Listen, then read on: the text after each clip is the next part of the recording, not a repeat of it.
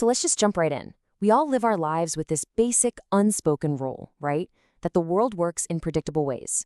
But what if that entire foundation, everything we count on, is built on nothing more than a feeling?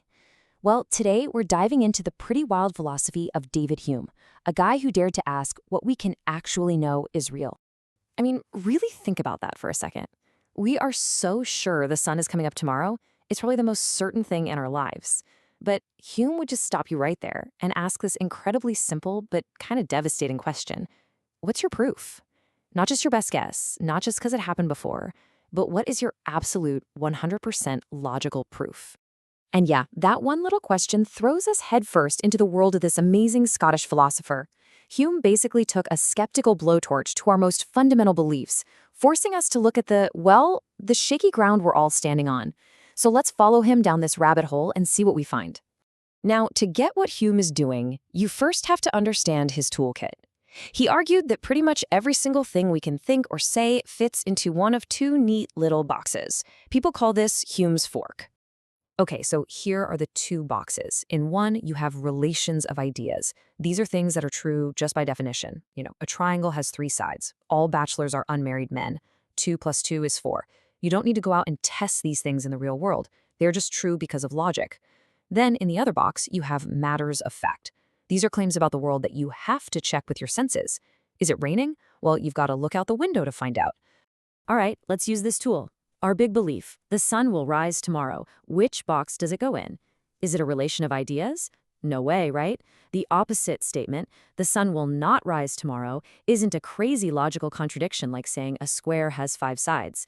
So it has to be a matter of fact. We believe it purely based on our experience.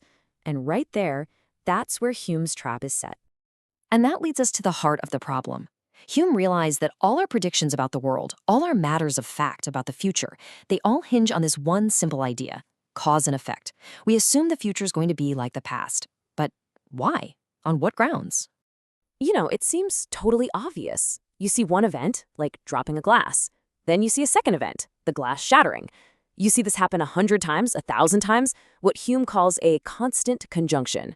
And naturally, we come to a conclusion. Dropping the glass causes it to break. But Hume asks us to look a little closer. And here it is. This is the bombshell. You saw the glass falling. You saw the shattered pieces on the floor. But did you, for even a split second, actually see the cause? Did you perceive that invisible force, that secret power connecting the drop to the shatter? And the answer, which is kind of shocking when you think about it, is no, you didn't. All our senses ever show us is one thing happening and then another thing happening, again and again. That connection, that cause, isn't something we see out there in the world. It's a leap we make inside our own minds. We see a pattern and we invent a power called causation to explain it. Okay, so if we can't actually prove cause and effect with logic, why are we so unshakably certain that the sun is coming up tomorrow? If it's not based on reason, then what in the world is it based on? Hume's answer is brilliant. He says that feeling of certainty isn't knowledge at all, it's belief. And for Hume, belief isn't some logical choice we make. It's just a really strong feeling, a forceful and steady impression that gets burned into our minds through sheer repetition.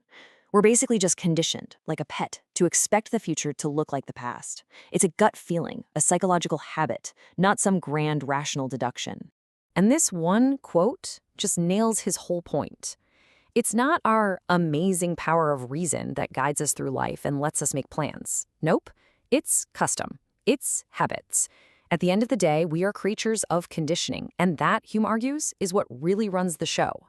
So once you've got this incredibly powerful, skeptical idea that our core beliefs are just habits of the mind, you can start pointing it at, pretty much everything. And oh boy, that is exactly what Hume did. He took this idea and aimed it at the biggest questions you can think of. Can you really prove there's a physical world out there separate from your own perceptions? Can you prove that you have some kind of stable, unchanging self over time when all you ever experience is a constantly shifting bundle of thoughts and feelings? And what about miracles, which by their very definition go against all of experience, or even the existence of God? For every single one, Hume's conclusion was the same. We might believe in these things and believe in them very, very strongly, but that belief is ultimately rooted in our feelings, our instincts, and our customs, not in cold, hard, rational proof. We simply don't have the evidence to call it knowledge. So, where does that leave us? Are we supposed to just give up and walk around in a fog of doubt, believing nothing? No, not at all. Hume was actually a really practical guy. He wasn't trying to make it impossible to live our lives. What he argued for was something he called mitigated skepticism.